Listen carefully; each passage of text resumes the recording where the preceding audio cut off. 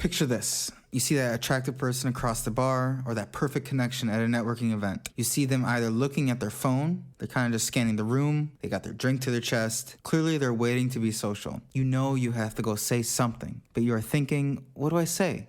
How do I do it? What happens if they fill in the blank? You then tell yourself you'll say something after you go get a drink, after you go to the bathroom, or some other random excuse we've all used. You turn around, they're gone. You're kicking yourself knowing that could have been something incredible, either romantically or platonically, and you were too nervous to do anything. This ends now. Welcome to the channel. I'm Professor Glow Up, where we discuss every aspect of glowing up and give real scientific research and practical advice that you can apply immediately. In this video, we're going to talk about what is an opener, why you should open, approach anxiety, different kinds of openers and strategies when opening that will give you the best, most consistent result. I'm sure you've all heard that vague advice of, just be yourself, be confident, bro. Or one of my personal favorites, if it's meant to be, it'll be. That's all bullshit. You create your opportunity. You need to learn how to not only open a conversation, but actually set yourself up for the most amount of success within that interaction. So let's get started. First question, what is an opener? Pretty self-explanatory. An opener is any sort of comment, question, or statement to get that person to notice your presence. Next is why you should open. Number one, of course, this is actually that real confidence. You build real confidence by talking to a variety of people. I want you to get desensitized to rejection, which will develop this valuable skill set over time, and you're going to be a pro. Next, kind of like my example, we all know, we've all been there, that what if is killer, and we're gonna talk more about that a little bit later. Another really good reason is to create stories with a lot of people. I'm sure you've seen this. People show up to either of these events and only stay with the crew that they came with. If you're lucky, maybe your crew will be somewhat social and talk to, I don't know, 1 or 2 different people. Of course, that is what you guys will talk about for months. Just those 2 girls or that 1 person at a networking event. No more. You should have a lot of people to talk to. The stories that you'll create with your old and new friends by simply going up to people at a bar. The stories you will have at a networking event that will then lead to an amazing career opportunity is something you will reflect on years later. You will not regret it. So how do you do it? What do you say? Let's get started. Number 1. How to open. Before we get into the actual system, let's first talk about, I don't want you to rely on any sort of external substance. I know liquid courage, I've heard it numerous times, I've tried it. It's okay.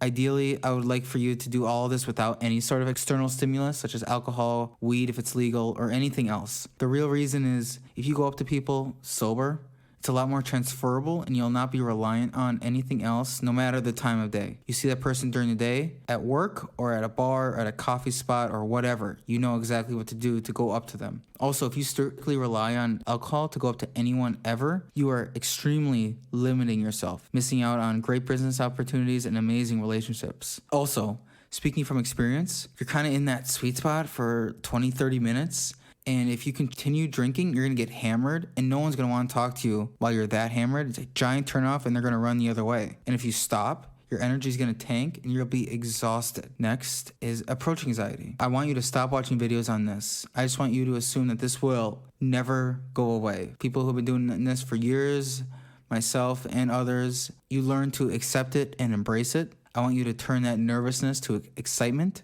I want you to realize that nobody cares, and people for the most part are friendly. I don't want you to wait for that perfect moment, but as you find out by the end of this video, I want you to stack the deck in your favor for it to be more likely that your open will land. And lastly, reverse approach anxiety. This is kind of what I talked about at the beginning. I want that pain of you wishing you had said something to that person hurt far more than the anxiety you feel when you first see them. This works the best for me, and when you experience this, you'll know what I mean. Now, let's talk about the practical tips that I know we all want. Just like the gym or a sport, I want you to warm up with this too. Warming up can include talking to staff first, bartender, security, waiters, waitresses, hosts, etc. They are paid to be friendly. Obviously, don't try to take up their time as they're working. That's money in their pocket.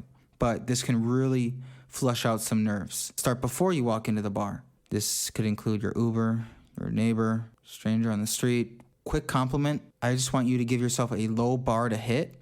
Don't worry about getting into the conversation or hooking. We'll talk about that. But I just want you to get used to talking to strangers. Now, remember I mentioned I want you to increase your chances of your opening actually landing. I want you to remember these 3 types of gazes. Number one is a type C gaze. This is when we've all seen this at a bar or an event. They're just scanning the room. Their body language isn't necessarily committed to the current conversation that they're in. They're waiting to talk to somebody else. A type B gaze is they are scanning the room, but they, for a brief moment, they're holding eye contact with you. Then they break it and they continue scanning. Type A, that's one we're basically all looking for. That's where they're pretty much staring at you. So, as you've guessed, your likelihood of having more success can depend on these gazes. Now, I'm not saying if you aren't seeing any of these that you shouldn't open. Of course, I want you to open. But if you do see two girls deep in conversation, you may want to wait just for that conversation to settle or hit a low point. Maybe they'll give off a type C gaze.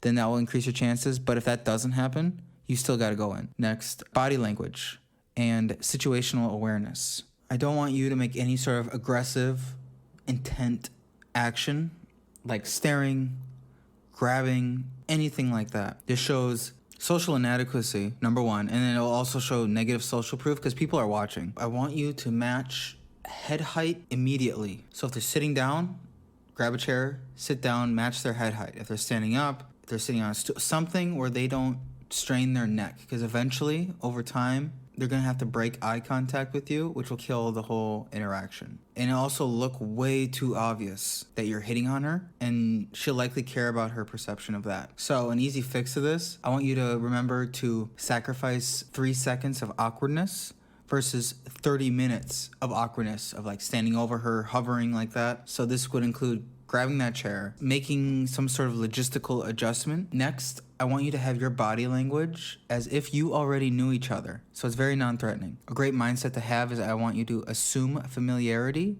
and assume attraction. Once you do, you will inherently lean back, and that'll make it look like she's hitting on you. Or you lean on a wall and have her lean in towards you. Let's get into the actual categories of opening. There are two. First, direct, and second, indirect. There's, of course, pros and cons to both of them. There are a few categories of indirect that we'll talk about. But let's start with direct. It's pretty self-explanatory. It's when you just show your intent right off the bat. Take it or leave it. I think you're beautiful, etc. Actually, I recommend this style a lot for those with bad approach anxiety or beginners, just to get them used to talking to strangers, and then I want them to get desensitized to rejection early. Then we can transition to the more subtle indirect approaches that will lead to higher consistency. So, pros of direct, when it does convert, you know she's into you, right? Makes sense. Because you know she's into you, it's going to be easier to escalate and move forward. You also get more volume, so you might convert 5 out of 50, but you still open 50. Whereas an indirect could convert 2 out of 5. Then if you're getting the type